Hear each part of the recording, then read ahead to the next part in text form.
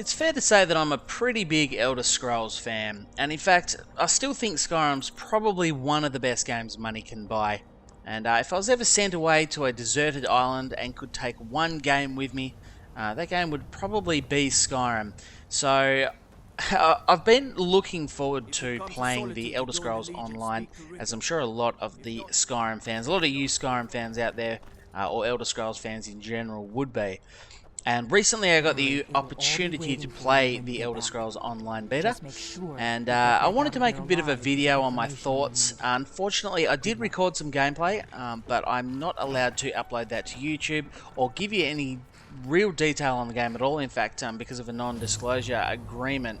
But you can rest assured, as soon as that NDA is lifted, I will be uploading some gameplay footage. But one thing Bethesda couldn't take off me is my thoughts and opinions. So I thought I am going to make a bit of a video, just giving you, you know, some brief overview type thoughts on what I thought of the beta, without trying to get myself into any legal trouble. Now, when I first heard that Elder Scrolls Online was being built on a different engine, it did get me a little bit concerned as to whether or not it would look and feel like Skyrim or like the Elder Scrolls series in general. Yeah, it makes sense that it would be built on a different engine because, you know, the engine that Skyrim uses, it's not really set up for MMOs, that sort of thing, and I'm pretty sure the one that they're using now is probably better utilised for an MMO style type of game. So I can completely understand it, and the simple answer is that yes, I thought it was a really visually good looking game, and yeah, the textures and such probably aren't quite as detailed as Skyrim, but that's to be expected for a couple of reasons. I would imagine that one of the keys to the success of an MMO is that it's available for a lot of people on a lot of different systems to play. So I think they're trying to cater for people on the lower end systems as well as the high end. And what I can tell you is it did seem to be really well optimized. I was easily able to hold about 70 or 80 frames whilst recording 30 frames at 1080p, and that was all on high settings. It was such a good looking game. It recorded brilliantly, so I think it's going to allow people that don't quite have the most beastly system in the world to be able to download and play it and get involved. So I think that's a good thing, but yeah, it does still look really quite good. But also it is a beta, so you know, maybe they haven't finished uploading all of the textures and such that are going to be in the final release game. I know that a lot of people have been asking questions about the character customization within the game, and it is actually really quite comprehensive. You know, some people will just gloss over it and pick a dude, make him 80 and give him a balding head and move on. But some people do like to spend a lot more time trying to create the character that they want, and I did that twice actually, once for a video that I recorded and once just mucking around. And you really can end up with the character looking exactly the way that you want to. So I think they've done a fantastic job in terms of character customization, so that's something to look forward to.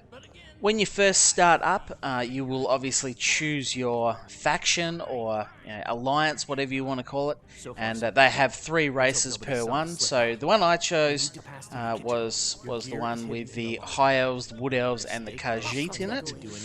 And I believe they all get a separate intro story that plays through different ways. But you start off with a bit of an intro, and you play that through by yourself initially, and then you end up in sections where you can meet up with friends and other random people and all that sort of thing. So it gives you a chance to learn the game, and it also gives you a little bit of backstory. So it's obvious that they do want Elder Scrolls Online to have a decent backstory questing system, which is something else that's concerned a lot of people, especially those Elder Scrolls fans that are very, very big on the Elder Scrolls lore. The controls and combat, everything seems really well done, and I think I use third person quite a bit in Skyrim, and they've always looked a little bit funny. I think the third person view in Elder Scrolls Online is in fact the best one that I have ever used. So I almost exclusively use third person, whereas in Skyrim I can use it to run around and get a good idea of who's around me, but ultimately when it comes to combat, I feel like you've got to jump back to first person, and I didn't have to do that in Elder Scrolls Online, so that is one good thing. Now, I'm not going to go through all the bugs and glitches and everything that was wrong with it. There is some work to do, but the only thing that I found, and this isn't an actual fault of the game itself, but one thing I found that I didn't particularly like was the fact that because there's so many other players around you and they're always running through, you kind of get swept up and you feel like you're rushed all the time. So if you're someone that likes to play Skyrim quite slowly, take their time, work their way through methodically, then it is a little bit easy to get swept up and you kind of get running along if there's a lot of people in your area. So yeah, that was probably one thing, but I'm not going to discuss any more because, as I say, I don't want to get myself into any great problems. But anyway, hopefully you've enjoyed the video.